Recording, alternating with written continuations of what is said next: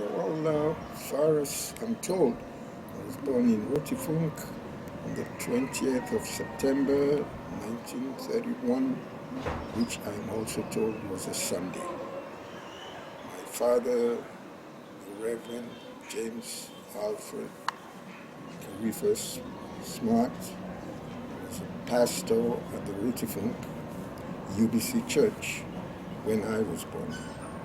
And we had, if I can remember, missionaries like Dr. Silver, Miss Vesper, Reverend Walter Sheets, a Muslim in Freetown.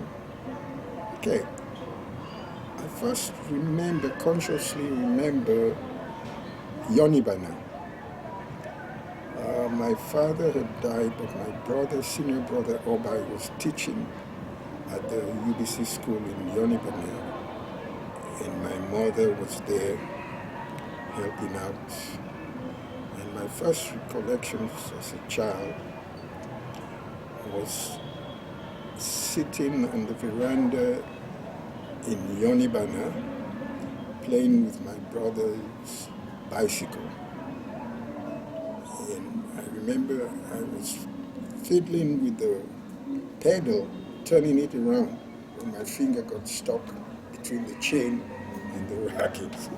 It was the first painful experience I had. And I can remember sitting on the veranda and watching the train go by, because Yonibana was on the Timney line, Bowyer to, was it Maburka or McKinney? I can't remember. There was a Timney line. We used to call it the branch line. Then I also remember growing up in Rotifunk. As a child, I remember I had all my sisters. At Hartford at that time, you had Betty, you had Yebu, you had Yeno, and you had Maud. I had 4 sisters, and I was the only boy who was home. Because, as I say earlier, Obai was in Yonibana, and then we came back to Rotifunk. And then Obai went to Freetown, and Betty, Yebu, Yeno, and Maud were all at Hartford. My first recollection of schooling, actually, interestingly, was at Bunumbu. Because when John graduated from a college, his first job was a lecturer at Union Teachers College, Bunumbu. They tell me this college was run by the Methodists, the Presbyterians, and the Anglicans. It was called Union College, Union Teachers College, Bunumbu. And John was a lecturer there. I remember my first schooling was at Bunumbu. I went to the local Mendi school in Bunumbu village, and I can remember being walked from the house to school in the morning, and that was my first introduction to Mendi, because classes were held in English and in Mendi, so you had to learn Mendi. And what, you consider yourself a Timmy or Sherbro or what? I consider myself now a Sierra Leonean. It's very difficult to pin the KAREFA-SMARTs down. We have Mandingo, Loco, Shabro, Fula, Timmy. Okay. The whole mixture. Everything. If you go into our background, you find all these connections. No Karanko. No. But a funny thing is, the Kurankos tend to claim the Karifas. Oh, yeah. Because I think there's a Kuranko word, either it's Karifa or Karifa, meaning pledge. And they always tell me that we are Kuranko. But as far as I can remember from what I have been told, our real origin is Mandingo Loco. Because our great-grandfather was an Alpha. Because I am told by my brother John that my dad had my grandfather's Quranic notes. Oh. Because he was teaching, from the Quran in Mahera, that's up the Rokel River. But that's a long story. I think you heard some of that from John. Yes. Mahera connection and the SMART connection. That's another thing, because there's a whole history of the KAREFA-SMART. That should show you how we were connected, how we got the name SMART to begin with, that we were KAREFA. The KAREFA-SMART is from the SMART is from the SMART connection. That's another cool bunch of research for you, Gary. Okay, we'll do it. The KAREFA-SMART connection. Anyway, then, Bunumbu, then John in 1939 got admission to Otterbein College. Then he had a very good Freetown family, the Stewarts.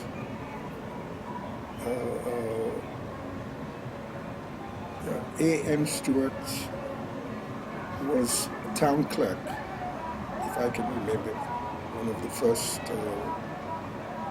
Freetown town clerks.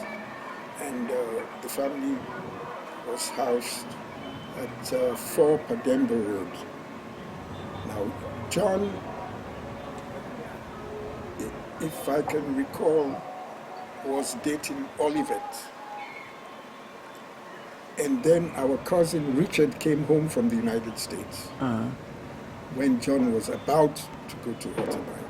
He had come back from the United States as a graduate, and John introduced him to Olivet, to the Stewart family. And then before he left for the United States, he brought me to Freetown, and I was au pair with the Stewart family. I was about 7 or 8 years old. That's how I stayed with the Stewarts. And I was enrolled after Bunumbu. I was in the Osora Kindergarten, which is now known as the FSSG. It was the Osora school when I went to kindergarten, lower kindergarten, middle kindergarten, upper kindergarten. The premises are still up at Tower Hill. It's now used as a veterinary hospital. Oh, okay, I know where that is. That was the Osora school. Then you had the Reverend and Mrs. Hajasa Osora as proprietors of the school. And that's where all the Stewart girls, even Arthur, the only Stewart boy, went to kindergarten and to secondary school. We were all. And from kindergarten, the school moved down to where the present CMS bookshop is. It was still Osora school, and then under Mrs. Hannah Benka-Koka, that's when it became Freetown Secondary School for Girls, FSSG. But I left after I got to upper kindergarten. I went back Upcountry. I have to catch my breath here and get my thoughts together. From the Stewarts, I went back Upcountry to my mother opened the first girls' boarding home for the UBC school in Tayama. So I went from the Stewarts, I went up to Tayama with my mother and got enrolled into the Tayama Elementary School. We had, we used to call him Pal Leader. The Reverend Leader was the... Oh yeah, Paul Leader. I met his wife, if I can remember, her name was Bertha Leader. I've forgotten Pal Leader's first name, but it was a Reverend Leader. A very emotional preacher. He would preach and cry. I remember that as a child. He got so worked up during his sermons that he would cry. That I remember as a child. It was my first exposure to evangelism. And then you had Reverend Keru, who became Bishop Keru. He was the pastor at the Tayama Hospital, Tayama Church then.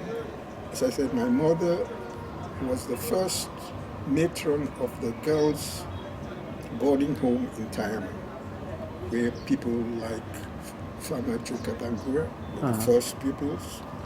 We had Farmer Joka Bangura, she was called Farmer Joka then. Oh no, she was Joka Farmer. That was her name, her registered name. She was Joka Farmer. Then she's the one that went on to the UN? Yeah. So she died recently, about 2 years ago. Yeah. And you had Mary Kamanda, you had Tiamanya, you had Mangai Moigula, these are all familiar names in the Yeah. Tayama area. Now from Tayama, what happened to me? Let me catch up with this. From Tayama, we went to Yengema, SLST Yengema. My mother was hired as the first matron of the SLST hospital in Yengema. So again, being the last child, I always moved when my mother moved, because all my sisters and brothers were either in school or away out of. So we went to Yengema, and I attended Yengema UBC Elementary School. And there, my classmate and desk mate was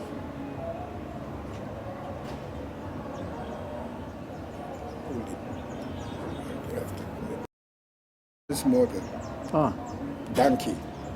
Okay. She was Danke Dean, because her father, Danke Dean's father, was the chief clerk at the SLST mines, Padin.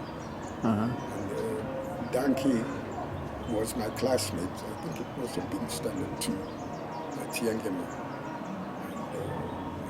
And from Yengema, I came back to Freetown, and I was with my brother, my senior brother, Obai.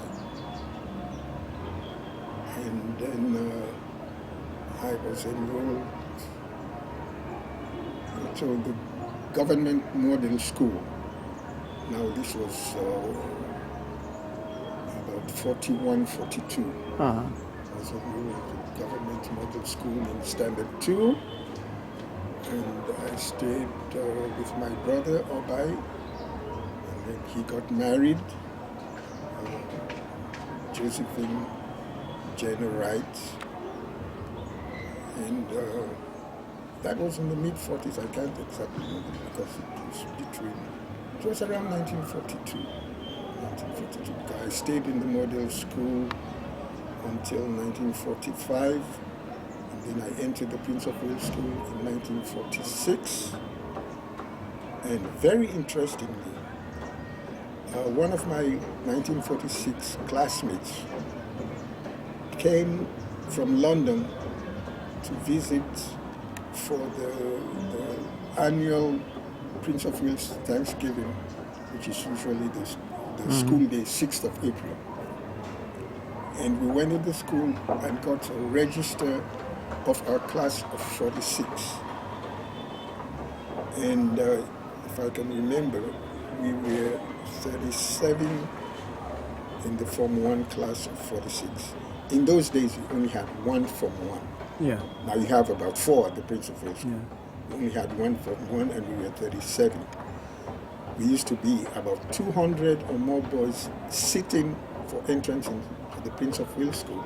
You could imagine there were only 35 admitted for that year, 1946.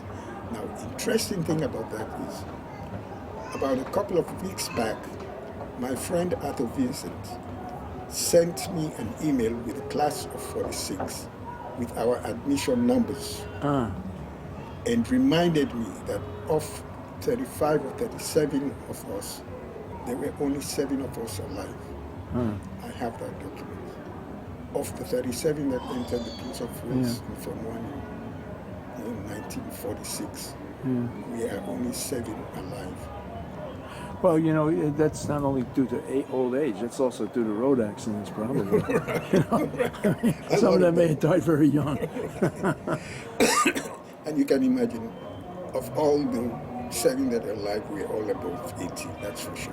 We are all 80 plus. You all hang out at that bar. So that was Prince of Wales, and then... But you told me why you didn't go to Albert Academy. No, I went to Albert. Okay. I'm good. That I have to. I went to the Prince of Wales in 46. Yeah. 1947, 46, I think John came home on furlough from the Royal Canadian Medical Corps. He was a lieutenant in the Royal Canadian Medical Corps. And that particular year, a whole bunch of Sierra Leone commissioned officers from the British and the US and Canadian Army came home in one bunch. There was John KAREFA-SMART, Christo Davis, Michelle Johnson, Johnny Smythe, and Addie Hyde. The whole bunch of them came on fall at the same time. And you should have seen us kids. First time to see a black officer in uniform with a Sam Brown belt and the button and marching up and down Freetown. And we used to run up and down chasing behind them. And there's some very interesting stories about that period because Michelle Johnson was a no-nonsense man. And they used to have the Naval, Army, and Air Force Institute, which was the canteen for all the forces that were serving in Freetown. And the biggest one was under the cotton tree, to the south side of the cotton tree. And it is told that Michelle Johnson, in his full flight lieutenant's uniform, walked into NAFI and wanted to be served and was refused service. He jumped over the counter and smashed everything behind the bar. Oh, wow. This is on record. Wow. Everybody ran out. So he was a no-nonsense man. And, I grew up with his family too. His brothers, Malivin, Lemon, Dennis, who was like my twin brother. And we had a fun time. Okay, let me go back to when John came back from he was demobbed. He came back before he went back for his postgraduate medical, 47. Then our cousin Richard Cocker, who I earlier mentioned, had come home as acting principal at the Albert Academy. So, John, no, I'm sorry, I'm wrong there. Fitzjohn was acting principal because Richard had gone to the States to do his master's, and Fitzjohn had come home and was acting in Richard Cocker's as acting principal. And at the same time, John came and found me finishing Form 1 at the Prince of Wales School, promoted to Form 2. So he said, no way. KAREFA-SMART, you don't go to the Prince of Wales School, you go to the Albert Academy. So he moved me from the Prince of Wales, instead of going to Form 2, brought me to the Albert Academy. Okay. And I did Form 2 in Albert Academy. I stayed one term in the boarding home, and then the next term I spent with the Fitzjohns in the principal's house, right next door to the school. So that's how I moved. Then John went back to the United States, and then I promptly went back to the Prince of Wales School. And the principal, J.V. Taylor, said, you wasted 1 year, you repeat Form 2. So that's how I repeated Form 2 at the Prince of Wales School. So my 1946 classmates were ahead of me by 1 year by the time I went back. But I caught up later. So you made a lot of friends with a lot of the Creole guys that were at the school, Prince of Wales School. Yes. So that's it. So that's up to Prince of Wales School. Then 46, 51. I finished Prince of Wales and John came back and I fell ill. I contracted TB. And John then had gone to Ibadan as a lecturer at the University College Ibadan. He was one of the first lecturers at the medical school in Ibadan. When he came back in 51, 52, I was working as a clerk at UAC, as a light trade clerk at UAC. But then I fell ill, and luckily he was on leave. He diagnosed that I had TB. So he took me with him to Ibadan and put me in hospital there, and I became the guinea pig for the first TB drugs that came out. And had 2 operations, friendly crushes. It's a long story. And I recovered and came back to Freetown, and then I had a relapse. So John arranged for me to be taken to Switzerland. That's how I ended up in Switzerland. And I went to the Sanatorium Universitaire in in Les Airs, I had been admitted to Otterbein and Lincoln. You know, and I was on the way to get my visa to go to the United States when John came back and found it. So, and I was sick. So that's how I ended up in Switzerland. And from Switzerland, I went to the interpreter school in Switzerland, and then I went to London in '57. I went to Switzerland in '54. Stayed till '57. Went to London. Went to the Westminster College of Commerce, and then I came home in January 1960. And my brother Obai took me out on Saturday night to what was called Captain, became the Cape Club, where Captain Milleris had just established that whole beachfront where you have the casinos now. Oh. Yes, that was where Captain was, the father of the Milleris boys. Okay. And my brother took me out one evening, and I met this American gentleman. Name was Tom Reiner. He had just come to Freetown to establish the consulate. He was consul in Liberia. He came to Freetown to establish the first American consulate. And I was introduced to him. We had a conversation, and he said, "Come and see me on Monday." It was Saturday night. We were sitting at Captain's having a beer. So Monday, went to see Tom Reiner. He hired me. That was my first job. I was one of the first Africans hired by the American consul. What was the job?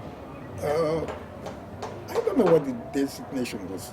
I knew they used to call us FS, FSL, Foreign Service Local. And what I did was write up all the biographical backgrounds of all the politicians like Siaka Stevens. I did all of that. That was my first job. And then after 1 year, that was 1961, USIS was established, and Lamarcking came out. Oh, yeah. And he promptly grabbed me because I knew everybody in town. I was all over the place. I was, a road runner. So Lama said, "I want this guy." So I moved over to the USIS, and that's where I stayed, running the mobile cinema unit and going to all the schools and showing all the USIS, propaganda films to the secondary schools, including everywhere I drove, all these laterite roads to the schools Upcountry, showing USIS films. We had a mobile cinema that had a generator attached to the engine, so I could use my projector. I had a screen. It was a unit built for mobile projection. So I stayed with USIS till August '62 when I joined the Sierra Leone Foreign Service, and I was the first press and information attaché to the United Nations. In '62 I got to New York in August. I stayed with the UN till '67 when I resigned my position and joined Maurice Templesman and Son. Yeah. 1967, I was hired by Maurice Templesman, chairman of Leon Templesman and Son, as a public relations executive.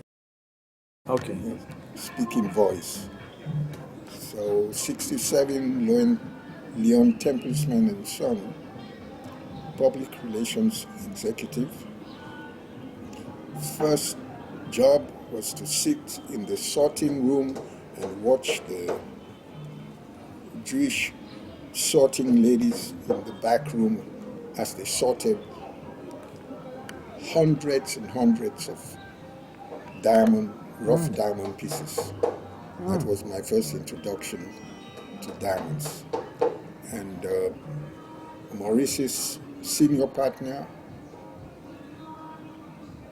Sidney Lamont, was running the business side, the rough diamond side of the business, and Maurice ran the, what did I call it? Maurice was the man who went to get the businesses all over the world, to get the diamonds from everywhere he could reach them.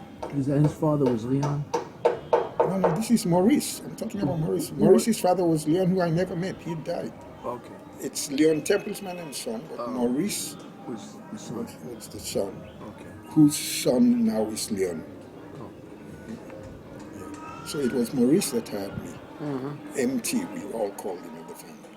Maurice Templesman. And his senior partner was Sidney Lamont, who was Maurice's father's partner. So, okay, that's it. So I started up in the back room and still continued my liaisons with the UN, introducing ambassadors and getting biographies and finding out what was happening in Africa and, you know, bringing the feedback to Maurice, whose number one man in Africa then was... Bill Ullman? who? Bill Ullman? Was Bill Ullman. In fact, it was Bill who introduced me to Maurice and who got me hired. You know, because he met me at the UN and he saw me, you know, mixing with African delegations, and he thought, you know, that I had a good PR something. So that's how I was hired. So after spending about 6 months in the sorting room, Maurice had a business in Bangui, Central Africa, and he had 3 buying offices in CAR, one in Bangui, one in Beberati, and one in Kano. The head office was in Bangui, and it was decided that I go to Bangui and learn about the business. So in '67, I was off to Bangui. And the head of the Bangui office at that time was, oh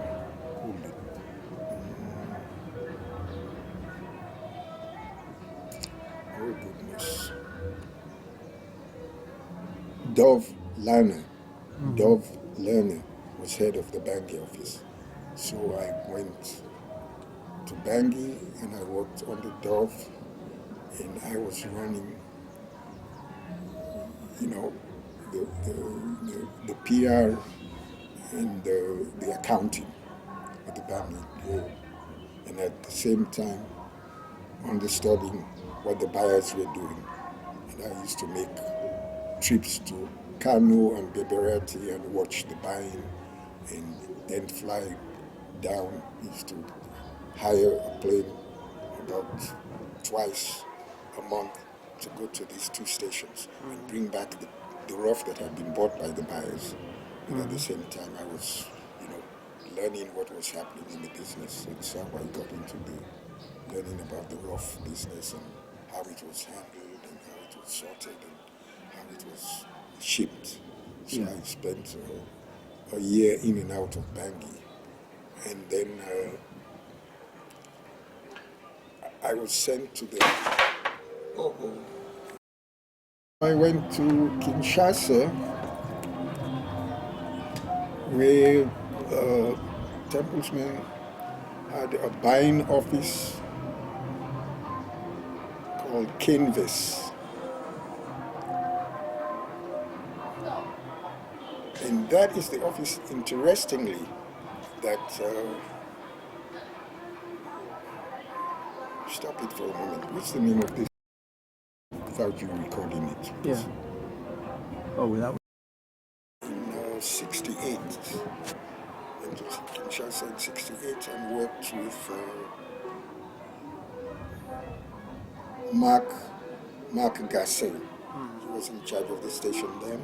I was an understudy with Mark Gasset, and you know, then Mobutu had the first Kinshasa International World's Fair, and I was running the Templesman Pavilion, because Templesman, outside of the rough diamond trade, also was the number 2 diamond beat man in the United States. He had American Coal Set, which was only number 2 to, what's the name of this fellow? The American who was a very eccentric man. He was a multi-millionaire. He had, what's his name? I can't remember. There were a lot of them. No, but he had a company that made these big drill bits for mining. Oh, okay. Yeah. But Templesman was the number 2 in that industry. His company was called American Coal Set. Okay. And we had these drill bits on exhibition in Kinshasa, and I was in charge of the pavilion. And then I became an agent for ACC all over in the United States and all of West Africa. I was a rep for selling these diamond bits. They are made of tungsten, and then you put industrial diamonds because they're the hardest thing. That's what they use for drilling oil. All the drills, the oil drills, are made out of diamond bits. And Templeton has the second largest company doing that in the US. It's called ACC. I don't know whether he sold it since I left. So that's what I was doing my first trip to Kinshasa. I was at the pavilion, I ran the Templesman exhibit at the first international fair. And then after that, I stayed after Mark Gasset had left as the head of the Templesman office. And then I was joined by another South African colleague, I've forgotten his name, slowly. And from Kinshasa, I came back to New York and stayed in the office, running between the office and the Templesman ACC offices in New Jersey and in Oklahoma, all to do with these diamond beats. And you arranged the trip for John Kennedy Jr.? No, I didn't arrange it. I was here. Oh, but I was his shop. I was his. Oh, you took him around? Yeah, because we rented a place for him at Mukazel's house in the Loop, and I was for the 8 hours in charge of him. Wherever he went, I did all the programming, and where he went and who he saw and who he met. John. He saw he went to Bo, and this was during the OAU 1980. Yeah. That's when he came. He's a nice kid. Yeah, very, very pleasant. Very unassuming, down to earth. You wouldn't even know who he was. Did he have Secret Service with him? No. Not that I know of. No security? No, I was the only person who came. I took him everywhere without anybody, Bill Allman arranged all that. He knew I knew everybody in Freetown. Yeah. Now that takes us into the Siaka Stevens years. Yes. So tell me about those years. Well, Siaka Stevens years, when I was here, I had a first-class relationship with Siaka Stevens. Surprisingly, because he and my brother didn't get along very well because he thought that my brother was too intellectual. But I had a personal relationship with him to the extent that I was the liaison between himself and Templesman as far as, contact, messages, what was being done. And so those are the days where, Templesman had a very good relationship with Siaka Stevens. Of course, Templesman had the quota system for buying of all the rough diamonds out of Sierra Leone. And Templesman had about 27% of the production. He could buy then Jack Lindsay and other diamond buyers some had 3, some had 7, until Jamil Sahib Mohammed took the whole thing out from everybody. So did you have any dealings with Jamil? Oh yes. I knew Jamil since he was a truck driver. I knew him from way back. How about the Momo years? On the Momo,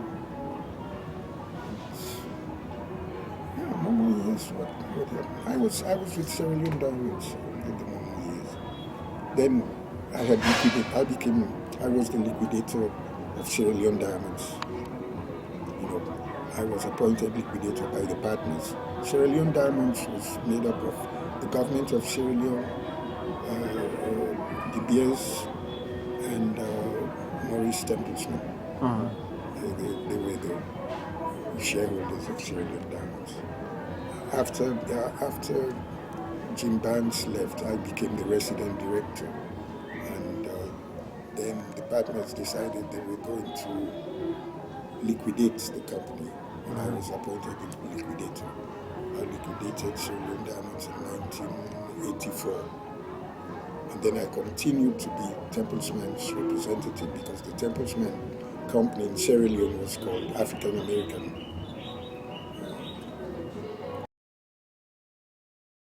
A young guy who represented Lazar Kaplan in Freetown. What year was that? Would have been 63. Well, then Lazar Kaplan must have been just a buying partner. He had nothing to do with Templesman then. Okay. Because the father died, and then one of the Kaplan boys was the one who became president, and then Templesman took over the whole company. Oh, okay. And then Leon Templesman's son is now chairman of Lazar Kaplan. So it's anyway. And then we come to the elections of 1996, and you were John's campaign manager, no? I was not. I was national treasurer. Okay. I was not campaign manager. Campaign manager, you had what was his name? Kuroma, who got killed. He was one of these people who were shot on Godrich Street by the AFRC. Oh. His daughter now is Solicitor General. Y.M. Kuroma. That's a name. Very well. He was shot and killed by the rebels? Yeah, right on Godrich Street. Shot down. Quite a few of them were assassinated like that. The trade union guy was tarred and feathered and burnt in front of the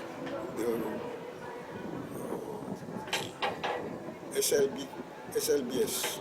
Oh my God. Thank you.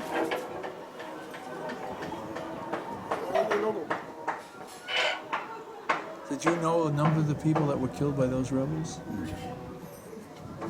Nothing. Left up. Yeah, okay. I don't want to even think about, because I had to leave town and go to the Gambia for about a year and a half. Yeah. With my daughter and my mother. We stayed there for a year and a half, because I would have been a victim too if I had stayed.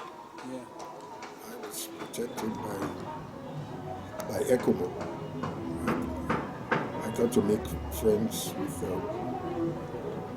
the ECOMO guys, and they gave me night security and everything. Yeah. And they helped me get out of here, the airport to Banjul. Others were not didn't get out as easy as I did, because others had to use the boat, and some of them went by boat to Gambia and some went by road to Conakry. But I flew I had to pay $200 from the heliport to Lunge. From the heliport here, where Paddy's is now. I had to pay $200 for my daughter, her mother, and myself, $600 just to get to Lunge. Another $200 or $300 each to fly to Banjul. Francine? John's vehicle was parked, in the yard. And they moved it down just like this, out of the driveway into the road. But then they couldn't start it, so they abandoned it. I was working some work. Well, when I saw you had an armed guard in your backyard up there. In Wilkinson Road? Yeah. Yes, it was necessary. And was that during the... What time? That was 93. Oh yes, that was it. Yeah, 93. Because I had, I had the ECOMOG people. I had to become friends with them, and they provided me with a memory card. And we used to sit in front of the military headquarters, and they would go on they had the password. They would go around, do the night patrol, and then pick me up and bring me home. Then going into town during that time, there were about 5 checkpoints between Wilkinson Road and the middle of town. I remember January 6th, I drove into town to visit my friend on Liverpool Street. He's dead now, Jallo. And they had burnt about 8 houses on Liverpool Street that night. Oh boy. And they burnt houses and cars, and there were dead bodies all the way down to the mortuary. Oh jeez. Now, did the rebels took over Shirley's house, which was right near your house? She was right behind me. Yeah. Now, did Just they like KAREFA-SMART. did they take your house too? No. They went into between me and Charlie was the DPP, Tijan Cole. His house was between us. Yeah. They raided his house, and they had to jump over the fence and come and stay for 3 nights in my house. Oh. And we were like, they say, the mafia on the mat. That's how we slept.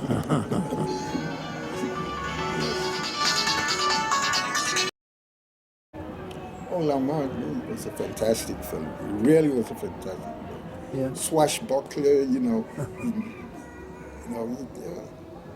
he was a good guy, he made sure he met everybody. Everybody liked Lamar. He was on radio. He was, went to all the cultural things, and one of his daughters even got married here.